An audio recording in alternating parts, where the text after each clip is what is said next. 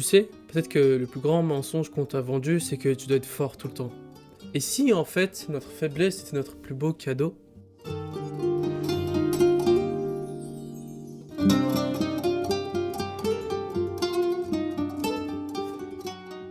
On vit dans une époque où on nous répète tiens bon, sois fort, ne montre jamais tes failles. Et toi, peut-être que tu es là, en plein ramadan, avec ce paradoxe étrange à l'intérieur. Tu jeûnes, tu veux être proche d'Allah, et en même temps, tu te sens vidé. Tu luttes pendant tes prières, tu as du mal à te concentrer dans le Coran, tu te réveilles difficilement dans le suhour, et parfois tu te dis, franchement, je suis nul, les autres ont l'air d'être au top, et moi je rame. Tu as l'impression que tout le monde est fort. Story de Taraweh, de lecture du Coran, de dons, de projets. Et toi, tu observes tout ça, le ventre un peu vide, mais surtout le cœur fatigué. Tu te dis peut-être, si j'étais croyant, je ne serais pas aussi fragile, je devrais me jurer, non? Alors, aujourd'hui, avec notre ami Yacine, on va se demander, et si Allah ne nous demande pas d'être irréprochable? Et si au contraire, il voulait nous apprendre à venir à lui avec notre fragilité? On retrouve Yacine quelques jours après le début du Ramadan, il apprend déjà à purifier son intention des objectifs autres que la satisfaction d'Allah. Et là, il se dit, ce Ramadan, je vais tout déchirer. Programme parfait, lire une grande partie du Coran, prier la nuit, arrêter les réseaux, être super présent pour sa famille. En théorie, c'est magnifique. Les premiers jours, il tient, il est motivé. Son moi fort est aux commandes. Il est content de lui. Mais très vite, la réalité le rattrape. Les cours, le travail, la fatigue, les transports, le manque de sommeil. Et à l'intérieur, une autre fatigue, celle d'avoir la pression de réussir son ramadan. Un soir, en rentrant, il s'assoit à son bureau et un peu comme moi là maintenant, et il se dit « Mais pourquoi je me sens si nul? Je fais ramadan, mais c'est comme si je n'y arrivais pas. » Ce qu'il ne sait pas encore, c'est que son vrai besoin n'est pas d'être plus fort. Son vrai besoin, c'est d'apprendre à être petit devant Allah. À reconnaître sa fragilité, son besoin, sa dépendance. Ce que Ustad appelle la conscience de notre impotence et de notre pauvreté devant Allah, notre ajz et notre faqr. Un soir, après un iftar un peu lourd, il reprend le traité du Ramadan de Bediüzzaman Said Nursi. Il tombe sur un passage qui parle de la faim comme rappel de la pauvreté, de l'impuissance et de l'être humain. Et là, une idée le frappe. Celle que le Ramadan vient nous faire sentir que nous sommes faibles, pauvres, dépendants, que tout ce qu'on a ne nous appartient pas, mais n'est qu'un don. Ce n'est pas spectaculaire, mais ça le touche, parce qu'il se reconnaît. Il est fragile, et si cette fragilité n'était pas un bug, mais une porte? Alors, il se fait une promesse. Ce Ramadan, je vais arrêter de faire semblant d'être fort. Je vais apprendre à venir à Allah tel que je suis. Les jours suivants, Yacine essaye de vivre ça. Au lieu de se forcer à être le gars parfait, il commence à dire à Allah, Ya Rabbi, je n'y arrive pas, j'ai besoin de toi. Mais ce n'est pas magique. Il y a encore des matins où il éteint le réveil du suhour, des prières faites à la dernière minute, des jours où le Coran reste fermé sur le bureau, et à chaque fois, la même petite voix revient. Tu es faible, tu ne vois rien. Regarde les autres. Il lutte, il oscille entre culpabilité et espoir. Parfois, il a l'impression que reconnaître sa fragilité l'a rendu encore plus vulnérable. Comme si, en enlevant son armure, tout faisait mal. Les critiques, les attentes, les comparaisons. Un soir, il craque. Seul dans sa chambre, il verse quelques larmes. Pas un énorme drame, juste ces larmes silencieuses que personne ne voit. Celles où tu te sens vide, inutile, épuisé. Et là, dans sa tête, cette question. Est-ce qu'Allah peut vraiment aimer quelqu'un d'aussi faible que moi? Le lendemain, il reprend le traité du Ramadan. Il tombe sur la partie où Ustad Said Nursi explique que la pauvreté et l'impuissance de l'être humain sont en réalité une clé. Quand l'homme prend conscience qu'il n'a rien par lui-même, il découvre qu'il reçoit tout d'Allah. En gros, tant que tu joues à être fort, tu restes fermé. Quand tu acceptes d'être fragile, ton cœur s'ouvre. Yacine comprend alors quelque chose. Le Ramadan l'a mis face à sa limite. Et c'est précisément là, dans ce moment de faiblesse, que se cache le cadeau. La possibilité de s'accrocher au Tout-Puissant, non pas comme un plus dans sa vie, mais comme son unique soutien. Mais pour accueillir ce cadeau, il doit accepter d'arrêter la mise en scène. Arrêter de se comparer, arrêter de se définir par ses performances spirituelles. Arrêter de se raconter qu'il vaut quelque chose uniquement quand il réussit son Ramadan. Concrètement, ça veut dire à Allah dans ses doigts, j'ai d'innombrables besoins, mais je suis faible, j'ai besoin de toi.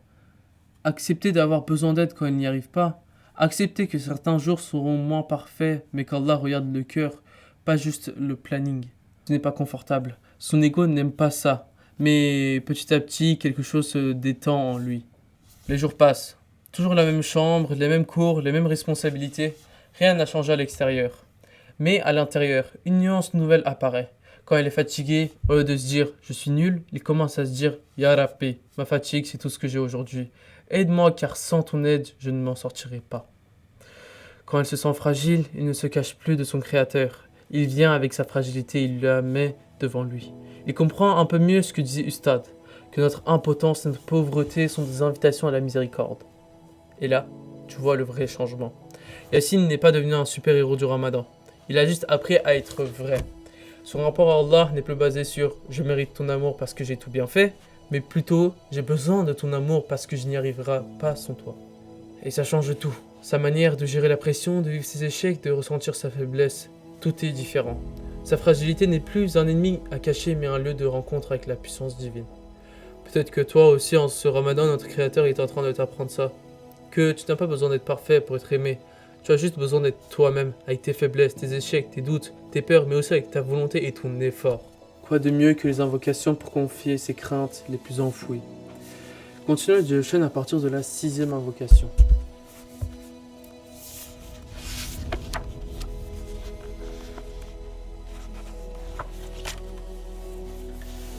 Ô celui à la grandeur, duquel toute chose se soumet. Ô celui face à la puissance, duquel toute chose ploie.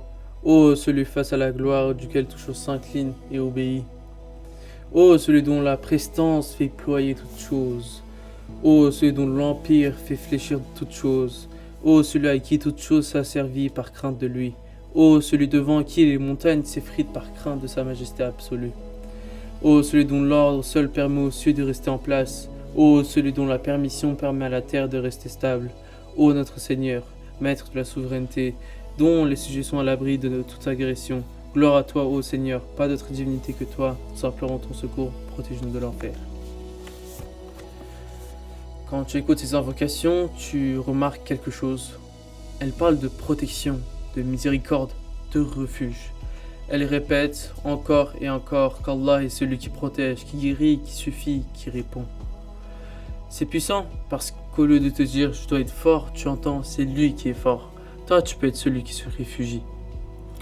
En même temps, ça change ton point d'appui. Tu ne t'accroches plus à ton ego, à ton image, à ta performance. Tu t'accroches à ses noms, à sa miséricorde, à sa protection. Et si à chaque fois que tu te sens fragile, tu prenais juste quelques minutes pour relire ces invocations, comme pour dire Ya Rabbi, je ne suis pas solide, mais toi tu l'es, et ça me suffit. Écoutez ce passage d'un article paru dans Confluence, ça résonne avec tout ce dont on vient de parler. C'est un article qui s'appelle La souffrance. Je vais t'en lire un extrait. Le but ultime de la souffrance est de nous purifier, de nous faire découvrir notre monde intérieur, et de nous faire avancer vers de nouveaux horizons lors de notre voyage spirituel vers l'unique. Pour les croyants qui suivent le messager, la souffrance représente plus qu'une simple progression personnelle. C'est une dévotion totale à la félicité d'autrui ici-bas et dans l'au-delà. Une vie entièrement dédiée au service des autres. La souffrance est toujours présente, mais les fidèles la vivent différemment selon leur force de caractère, leur capacité de résistance. Certains ont transcendé la matérialité et les préoccupations mondaines. Ils se contentent de très peu pour subvenir à leurs besoins essentiels, passant leur temps à prier, à méditer, à se remémorer celui qui est à l'origine de toutes choses.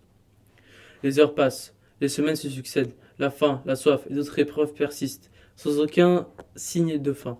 Pourtant, le fidèle qui a embrassé la souffrance comme un mode de vie ne désire jamais que ces périodes de souffrance se terminent. Car pour lui, c'est un moyen de se rapprocher de l'amour éternel et de se purifier de toutes les impuretés. Ce texte est fort parce qu'il va complètement à contre-courant de ce qu'on entend aujourd'hui. On vit dans une société où la moindre souffrance doit être éliminée, anesthésiée, vite compensée. Alors que là, on te dit presque l'inverse. La souffrance, quand elle est vécue avec foi, devient une école. Une école où on découvre notre monde intérieur, notre rapport au pourvoyeur de tout ce que nous possédons, le sens de notre vie. Regarde comme ça rejoint ce qu'on disait sur Ramadan. La faim, la soif, la fatigue, les petites frustrations. Tout ça, ce ne sont pas juste des bugs de ton planning. Ce sont des portes vers une profondeur que tu ne découvriras pas autrement. Ce que Confluence fait ici, c'est réconcilier foi et raison. On n'est pas dans un discours qui nie la souffrance ou qui la romantise, on est dans un discours qui la traverse. Oui, ça fait mal. Oui, c'est long. Mais au lieu de te casser, ça peut te révéler.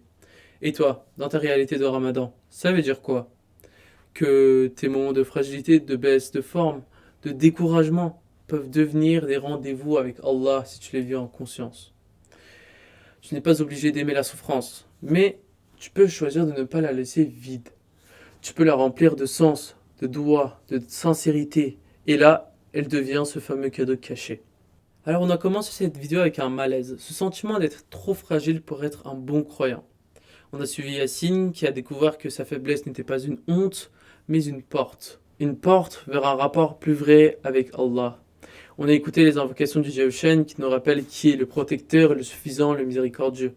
Et on a vu avec l'article de Confluence que la souffrance traversée avec foi peut devenir une purification, une progression. La phrase clé que j'aimerais que tu gardes avec toi aujourd'hui, c'est « Ma fragilité n'est pas un échec. C'est une occasion de rencontre avec Allah. » La prochaine fois qu'on se sentira faible pendant ce ramadan, au lieu de nous juger, essayons juste de dire « Ya Rabbi, c'est là que nous t'appelons. » Et si au fond, c'était précisément dans ce moment où on se sent le plus fragile, que notre cœur est en train de devenir le plus sincère? On arrive maintenant à la question du jour. Dans l'extrait de Confluence que je t'ai lu, comment l'auteur décrit-il le but ultime de la souffrance? Écris ta réponse en commentaire avec tes mots à toi. Un gagnant sera tiré au sort parmi les commentaires avant la publication de la prochaine vidéo, Inch'Allah. Dis-moi aussi en commentaire ce que cette vidéo t'a fait ressentir. Est-ce qu'il y a une fragilité, une faiblesse que tu as envie de regarder autrement à partir d'aujourd'hui? Si tu veux continuer ce chemin pendant tout le ramadan, abonne-toi à la chaîne Boussole pour qu'on avance ensemble jour après jour. On se retrouve Inch'Allah pour le prochain épisode de ce voyage du ramadan. Et n'oublie pas, une lettre s'est cachée quelque part dans cette vidéo. Note-la bien, toutes ces lettres formeront un code secret pour participer à notre grand escape game du ramadan le jour de l'Aïd. Merci d'avoir regardé jusqu'au bout, que ta boussole intérieure te guide toujours vers la lumière.